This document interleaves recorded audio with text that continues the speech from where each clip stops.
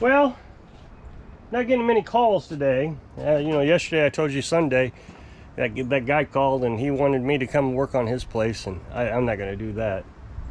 I mean, there's just a load of problems with that. Just a load.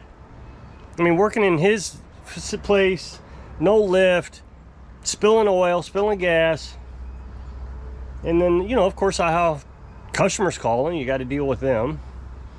You have to arrange it so nobody's dropping off stuff at your place when you're over at their place, and that's just impossible. So I don't know. I just don't understand people like that. They're so demanding. And I think I know that he thinks that I'm so desperate for work that I will call him back and say, you know, I've changed my mind. I'll come out there and I'll work on that. But after a couple weeks, I bet he calls back. I mean, this is the second time he's talked to me. Apparently, I don't remember the first time, but he said he talked to me before. I think he talked to Carolyn, is who I think he talked to. And I remember that pretty good because Carolyn doesn't like to talk to people at all. So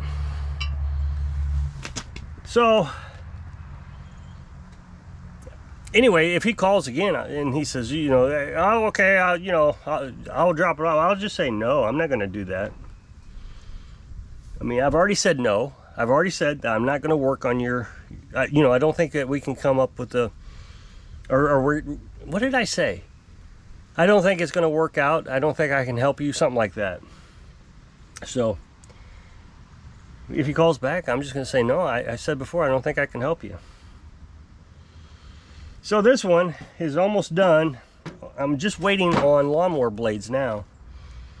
And so just, you know, I think they're going to come in tomorrow. This needs a new belt, a new spindle. I've already recorded the video for it, or at least most of the video. I'm just waiting for the blades now. But these Craftsman, now I want to be clear, I like these older Craftsman a lot. They're great mowers. Every one I've worked on has been really nice. You know, the Beast, it's a 2000, I think it's a 2000. I really love that. Now, of course, it's a lawn tractor. It has a tractor transmission, or what they call a lawn tractor transmission. And this one's just a what is it? A mower? I forget.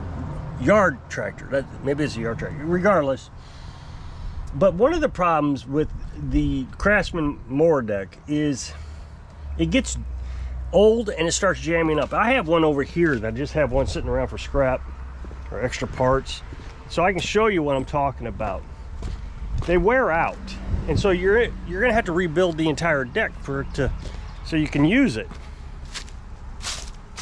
Well, I didn't think about that. I got some old blades here. Let's see how many snakes are down here. Okay, so this right here, well, there's pieces missing. There's a piece over here missing. It's right here. But what happens is this gets stuck. So when you engage the blade, this is how you engage the blade. And when you release the blade, it basically works on vibration. I mean, there's a small spring over here, but you can see it got stuck there. And so it works on vibration. It kind of works itself loose. Well, sometimes when it gets old, it won't work itself loose anymore. So you have to, so the blades just keep spinning. So you can see the rust coming out of this. And so over time, it just won't, the blades won't shut off. So the last mower I worked on, I put a spring. This is the engagement cable here. It goes right here, and it pulls it back. And then you let go, and it's supposed to come forward. But you can even see that gravity isn't bringing that down.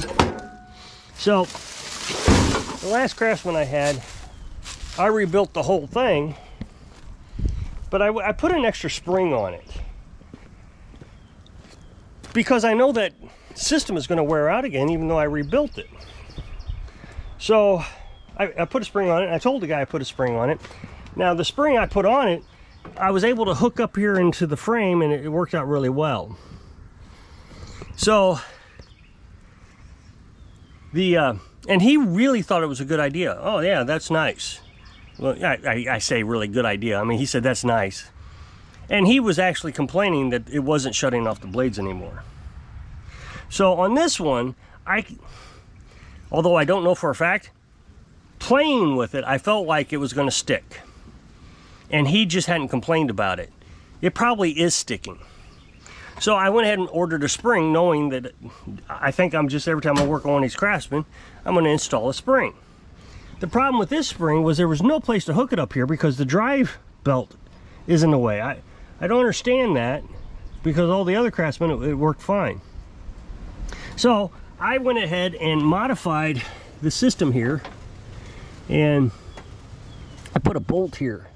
I welded it to the frame. That way, this spring can, and it's very loose right now. You can see I can easily move it, and that way the spring will bring back the pulley when you release it. So I'll engage it now. So now it's engaged. The spring is taut, and you'll see that when I bring it back, it just slams right back into place. So that's perfect. That's exactly what we want.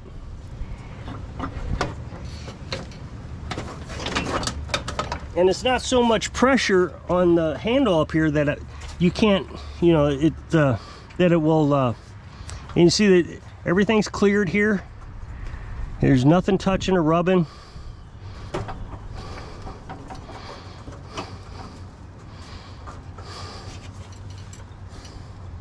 I can get my full finger in there. So that's all perfect.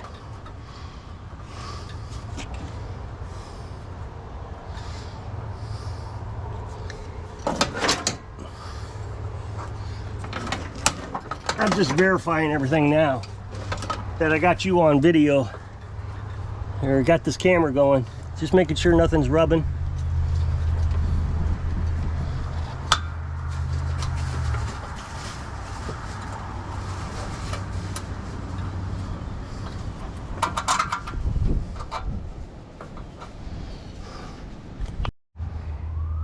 Okay, so this is why I check things over and over again when I do lawnmower repair. Because, you know, something could fail, especially when I'm modifying things like this, where I'm you know, having to create something. And so while I was sitting here playing with it, what I did was I just did a little tack weld to hold the spring in place so it wouldn't move up and down on the bolt. Now I could have used nuts and bolts and all that, there are nuts and washers and all that, but I just figured a little tack weld would be fine. That way I didn't have to modify the, you know, I was able to cut this bolt so it wouldn't hit up here at the top. But it broke just sitting here playing with it. So that was great that I'm sitting here, you know, testing to make sure it wasn't rubbing the belt and all that. And it broke. So I thought, well, maybe I'll just weld it again or use JB Weld. But then I found a better solution. And you can't beat a better solution. So I used a zip tie to hold that in place, and it's working out great. I mean, it doesn't have to hold it much, it just has to hold it it doesn't have to slip up and down. It's working perfect. And if I ever need to take the spring off or something, I can just or you know, the customer, I can just clip that zip tie, and I don't have to worry about you know, it'd be easy to replace without having to re-weld it.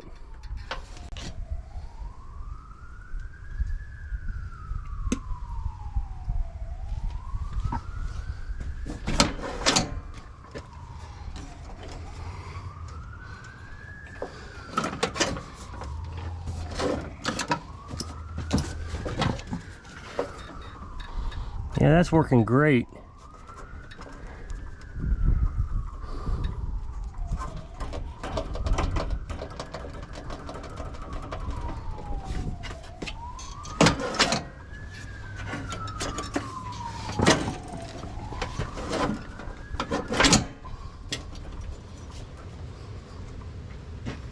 Sure, I'm feeling better about that.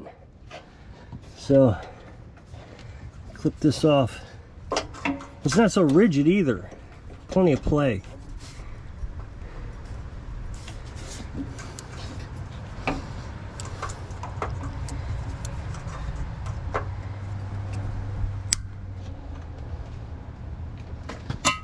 And I don't feel bad about using a zip tie because they always use zip ties on these lawnmowers for everything. Yep, that's great.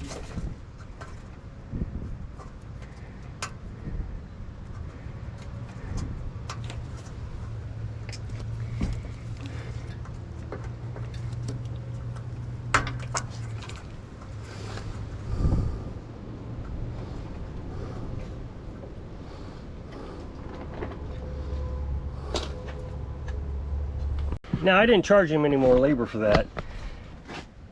The reason I did it was, I've said this before, it doesn't matter if it takes me 10 minutes or an hour, I charge an hour's labor. Well, putting a belt on and putting that spindle on took 15 minutes. The mower was already up in the air, the deck had already been dropped. So, you know, welding it for an extra 15-20 minutes was not that much more work. So, and it's a nicety. He didn't complain about it, but if it is not working, it is working now, and if it will not be working in the future, this will always make it work. So I just feel like, since it's not a critical item, you know, it's something that I can modify easily. Just put a spring on there, and the spring's really cheap. I think it's like $5, and that way he's always got a safe mower. And that's what you tell them is, you know, I put a spring on there to keep this thing safe. So I don't know, I'm trying to do these extra things this year, you know, just going that extra mile, sort of like washing the mower. I always pressure wash anytime I do a service. Really anytime I do anything to a riding mower, I pressure wash it. And you know, people like that. It's just an extra service. They don't care if it, you know, they don't see the repair, but they do see a nice clean mower. I remember one time I added a bathroom to our house a long time ago. And my ex-wife, she did the faux finish paint job. It was pretty nice. But I spent weeks trying to get the toilet in and the bathtub and the toilet, the sink and the plumbing and the electric and all that stuff. And, you know, she spent maybe a day painting it. And anybody that would come over, oh my gosh, look at that paint job. That is just beautiful. So, you know, they admired the paint a lot more than they admired the toilet being there. So the same thing with the mower. They admire the extras much more than they admire the repair. Now, of course, he's going to be happy the mower is working again, but they're not going to see that I replaced the spindle and new belts and new blades and all that. They're just going to say, oh, it mows, that's great, that's what it's supposed to do. So I don't know, maybe I'm wrong. I know the trolls are just going to love this modification. They're just going to eat that up. Oh, I can't wait to hear it. Oh, you should have done that right. Well, what do you mean do it right? I outdid the design of the engineers.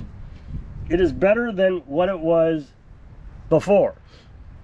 I mean, they all fail. I've never seen one actually work correctly.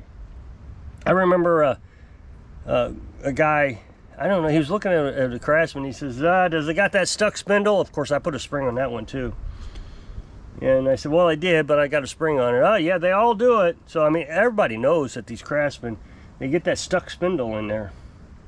And it just doesn't shut off. So, I don't understand I mean, I kind of understand the design, but it just seems like a really bad design. So, I don't know why they couldn't add a spring. I know it's at $5 more, but it just seems like it would have been the right thing to do. And I learned some stuff today, so.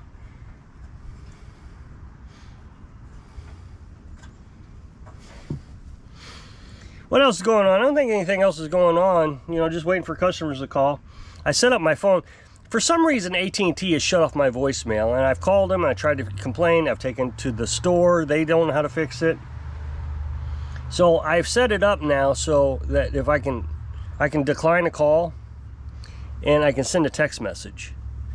It's saying I'll call you back, or you know, I'll call you when the business hours are open. That way I don't have to take calls on a Sunday, because that is just frustrating. People calling me on a Sunday or 9 o'clock at night. I can just, you know, swipe it, hit the message, I'll call you back during normal business hours.